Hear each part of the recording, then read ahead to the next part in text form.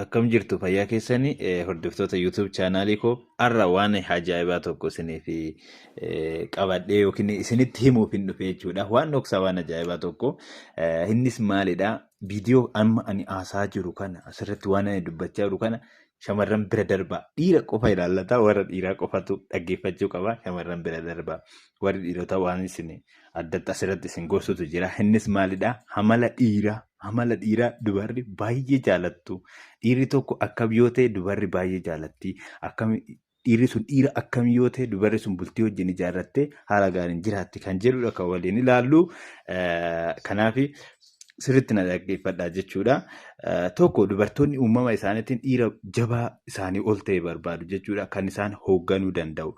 Dhiira barbaadamummaa qabu malee hin barbaadan jechuudha. Akka ati waa'ee ishii qofa baastee akka waa'uma ishii qofa yaadduu qofas hin barbaadan jechuudha. Ati ishii hooggantee, ishii gorsitee, waan hunduma ishii ajajjee yoo waan hunduma jireenya ishii irratti kan ati murteessitee malee ofii ishiitii fi waan hunduma sitti murteessiti yoo ta'e hin jaalattu jechuudha. Walumaa galatti dubarri tooppikii kana jalatti dubarri dhiira uumamaan jabaa ta'ee fi ishii hoogganuu jaalatti jechuudha. Tokko kana. Inni kan biraa immoo dubartoonni hamma dhiiraa isuma dura inni wajjin wal fakkaata. Dubartoonni hamma dhiiraa dandeettii waa murteessuu fi ofitti amanamummaa hin qaban. Kanaaf jedhanii dhiira isaan utubaa jireenya isaanii bareechu.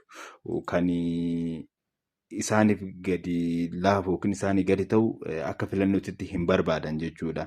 Kanaaf jireenya isaanii kan utubee qabu dhiira waan hunda murteessuu danda'udha. Inni kan biraa immoo ati jireenya mataa ishii qofa mijeeffachaa ishii waliin jiraachuu akka barbaaddu fi jaalattu itti himi jechuudha. Jireenya kan boru wajjin hin jiraattanii fi ofii keetiifis immoo waa hojjetachuu qabdu hunda hojjechuudhaaf waan akkana akkaatti hojjetadhee akkaatti jireenya kootii jijjiira jetteeni itti himuu danda'uu qabda malee waan ishiin sitti himte qofa ishiin akkaatti hojjedhu kana hojjedhu siin jette taanan waan akkasiitiin hin deemin jechuudha. Jireenya mataa keetii gorsa waliif fudhatanii wal gorsanii wajjin deemin sirriidhuma ta'ee garuutii waan ofii keetiif gochuu danda'uu qabdu ofuma keetiif akkana godha waan akkana hojjenna karoora akkana jettee karoora jireenya keessatti baafamu san dursiiti ati baasii ishiin boodammoo ediit gootee yoo si gargaarte rakkoo hin qabu jechuudha. Baay'ee jaalalli ishii yoo sitti cimellee ishii biratti nama jaalalaan miidhame ofiif fakkeessin jechuudha. Shamarran dhiira jaalalaan miidhame yookiin cabe hin jaalatani. Nama karooraan deemu ta'ii dadhabbii kee ofirratti hin beeksisin. Kennaa adda addaa fi sossobaa akkasumas dhiifama gaafachuurree ittiin heddummeessin yoo si danda'ame hin gaafatin. Namni gaafa balleesse dhiifama gaafachuu waanuma jiraatudha. Garuu dubaratti dhiifama gaafachuu hin baay'isin. Kennaa adda addaa sossobaa waan garaagaraa itti baay'isuun hin barbaachisu jechuudha. Inni kan biraa yoo ofii balleessite ta'e dhiifama gaafachuu hin dandeessa sirriidha. Kan ishiin balleessiteef garuu kadhaa fi sossobaa tokko hin barbaachisu. Akka ati si jaalattu erga beektee deemtee yookiin fiigdee reefti allaatti rafa kan jedhamu sani dubarri tokko osoo ati baay'ee jaalattu osoo ati dhugaadhaan jaalattee wajjin jirtu si gattee deemte yoo ta'e ofiishiitiif deebitee dhufti waan ta'eef bilbilaan miisejjiidhaan waan garaagaraatiin deddeebistee sossobuu hin naqin jechuudha. Hagam akka jaalattuu fi waa'ee jireenya irratti akkamitti akka wajjin hin deemii qabdu dhugaadhaan ishii qofaa akka jiraattu dursitee jaalala kan kee hin ibsitaa fi atis dhugaadhaan jaalatta. Sanirra darbitee ishiin garuu sitti boonuu of tuuluu dandeessi yoo ta'e kadhaa hin baasiin bilbila yookiin miisejjii adda addaa ittiin baasiin jechuudha. Chaatii wajjin goota waggaa ta'e jaalallee kee wajjiniin chaatii kan kee yeroo baay'ee itti goota laaltee caljettifaa yeroo ta'e dubarri sun jaalala siif hin qabdu jechuudha. Yookiin kanaan dura wal jaalattanii jirtanii laalteefaa caljettee yoo baay'inaan ta'e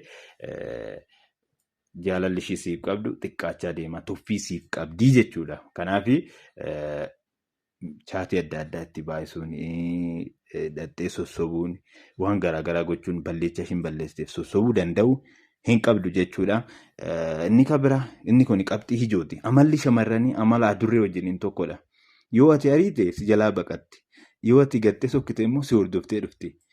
Kanaafuu madaala kee ol kaasuu hin dagatiin. Amala adurreeti yoon jedhu gaafa ati sokkitee deemte waa balleessite jechuudha. Duuba gaafa kaatte si jalaa kaatti gaafa ati biraa deebite immoo si duuba deebiti. Kanaaf baay'ee ariitee duuba hin fiigin. Yoo fiigde ishii dubarri tokko iddoo dhugaadhaan jaalattee jirtu sirraa fagaachuuf yookiin si daddarbitee sitti of tuultee si biraa deemuu barbaadde yoo ta'e sossobdee dhiira uumamaan dubaratti itti bo'uu fa'aa kadhachuu jaalalaa waan adda addaa taate cabdee maal taata hoggaatee sirraa achi fagaachaa deemti malee sitti as siqaa hin deemtu jechuudha. Iddoo kamittuu waan ishiin jettu qofaan guuta jettee yaadini gaafa tokko gammachiisi malee ishuma gammachiisuudhaaf immoo jireenya kee mara hin dhabiin yookiin yeroo mara hin dhiphatin jechuudha.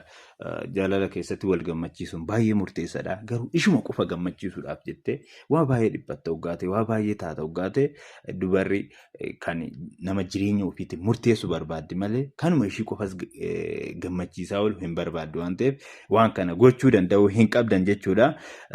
Dubartiidhaaf jaalalli irra caalli isaa hinaaffaadha. Dubarri hinaaffaa baay'ee dandeessi jechuudha.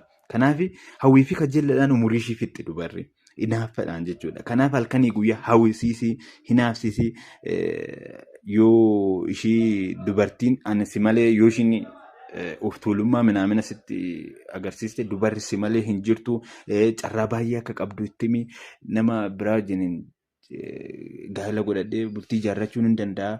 Ani waan si jaaladhuuf dhugaa si jaaladhu malee maalaqa kan hunda of tuultaa hinaaffaa ofitti baay'isa jetteen raawwattee itti himuu danda'uu qabda beekta. Nama biraatiin wal bira qabdee yoo hinaafsiste dubarri baay'ee si jaalatte jechuudha. Kanaaf amala dubaraa keessaa tokko hinaaffaa baay'ee baay'isti. Dubarri uumamumaanii amala ishii harka caalaa hinaaffaadhaaf fixxi jechuudha.